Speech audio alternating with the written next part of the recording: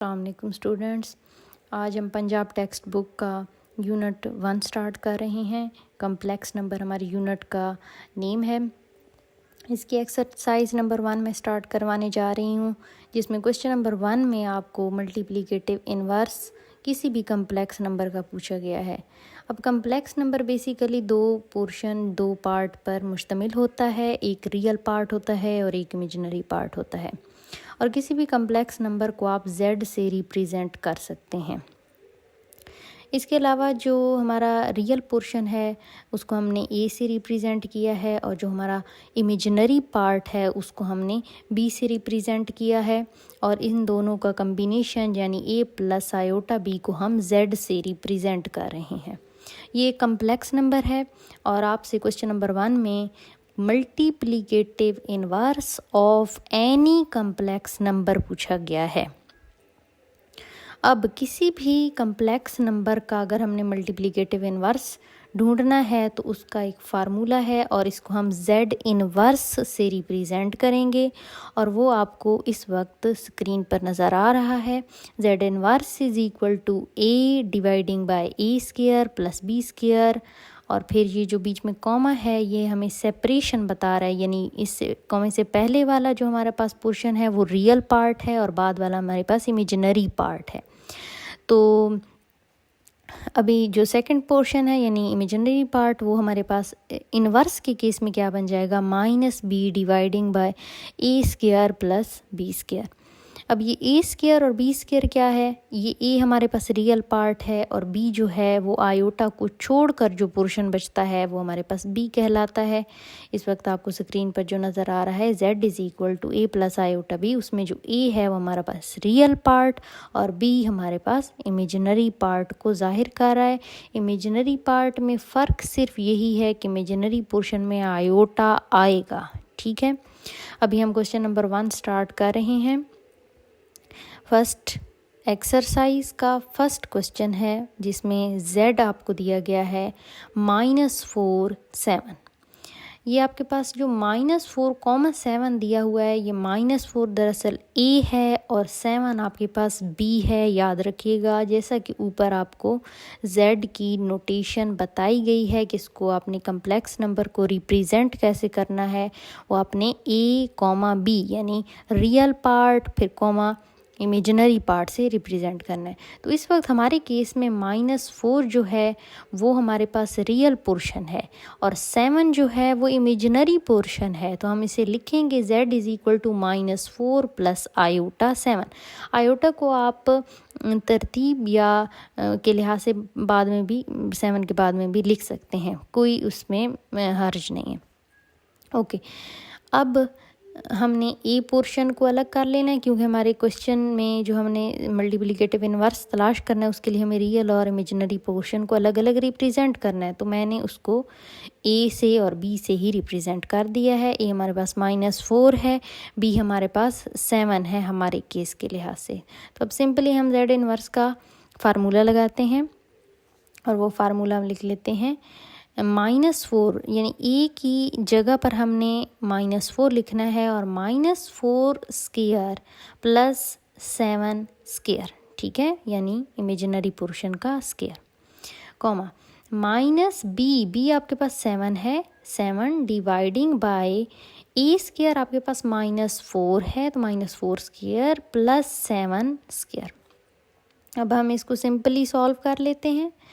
तो जो हमारे पास मल्टीप्लिकेटिव इन्वर्स का फार्मूला है उसको हम एक दफ़ा तसल्ली से देख लेते हैं कि कोई मिस्टेक तो नहीं है। अब अगर सब ओके है तो हम इसको आगे कंटिन्यू करते हैं। Okay, z inverse is equal to -4 है और -4 का स्क्वायर है, तो माइनस का भी अगर स्क्वायर है, माइनस अंदर है 4 के साथ है, तो माइनस का स्क्वायर हमारे पास -1 का स्क्वायर प्लस 1 है, तो 4 का स्क्वायर हमारे पास 16 और माइनस माइनस हमारे पास प्लस हो जाएगा, प्लस 7 स्क्वायर 49, फिर यहाँ पर -7 माइनस को अंदर मल्टीप्लाई कर देंगे और 16 प्लस 49। अब हमने 16 प्लस 49 कर दिया है जो कि हमारे पास 65 आंसर आ गया है। तो हमारे पास -4 7 कम्प्लेक्स नंबर का z इन्वर्स यानी मल्टीप्लिकेटिव इनवर्स ये है। ठीक है, ये अब हमारे पास फर्स्ट क्वेश्चन कंप्लीट हो गया है। अब इसके बाद हम सेकंड क्वेश्चन स्टार्ट करते हैं, यानी हमारे पास z की वैल्यू चेंज कर दी गई है, जो कि अभी इस टाइम हमारे पास √2 और -5 √ दी हुई है। ओके जी, माइनस बाहर है सॉरी, और √5 है। ओके, अब हम इसमें हमारा वही दोबारा से अगेन हमने वही काम करना है, रियल पोर्शन अलग कर लें, इमेजिनरी पोर्शन अलग कर लें। तो हमारे पास जो रियल पार्ट है वो इस टाइम √2 है और इमेजिनरी पार्ट हमारे पास -√5 है। वो हम लिख लेते हैं। ओके, अब हमने z इनवर्स का वही फार्मूला जो हमने पिछले क्वेश्चन में भी यूज़ किया है उसी को हम लगा लेते हैं। ओके जी, z इनवर्स की जो हमारे पास वैल्यू आई है वो है √2 over √2 whole square plus imaginary part का होल स्क्वायर। ठीक है, -√5 होल स्क्वायर। ओके, माइनस हमारे पास अंदर है, स्क्वायर के अंदर ही रहेगा। इसके बाद हम b की वैल्यू लिखते हैं। फार्मूले में -b है तो -b लिख लें, b में भी ऑलरेडी एक माइनस मौजूद है, डिवाइडिंग बाय। ओके जी, इस माइनस को और दूसरे अंदर b के अंदर जो माइनस है उसको मिक्स नहीं करना आपने। √2 होल स्क्वायर प्लस माइनस जो हमारे पास फार्मूले के अंदर b की वैल्यू है -√5 होल स्क्वायर। अब हम इसको सिंपली सॉल्व कर लेते हैं। √2 ओवर √ और स्क्वायर एक दूसरे को कैंसिल कर लेंगे और हमारे पास वैल्यू आ जाएगी 2 प्लस माइनस स्क्वायर हो जाएगा, √ स्क्वायर के साथ कैंसिल हो जाएगा, 5 वैल्यू हमारे पास रह जाएगी। ओके जी, फिर हम 2 का स्क्वायर और अगेन उसी तरह -√5 होल स्क्वायर ले लेंगे। अब हम इसको सिंपल प्लस माइनस जो हमने करना है वो कर लेते हैं। √2 ओवर 7 और b में भी जो हमारे पास वैल्यू आ रही है वो है √5 ओवर 7। ये हमारे पास सेकंड क्वेश्चन कंप्लीट हो गया है। ये सेकंड क्वेश्चन जो कि z हमें कम्प्लेक्स नंबर दिया हुआ था उसका हमने मल्टीप्लिकेटिव इनवर्स तलाश कर लिया है।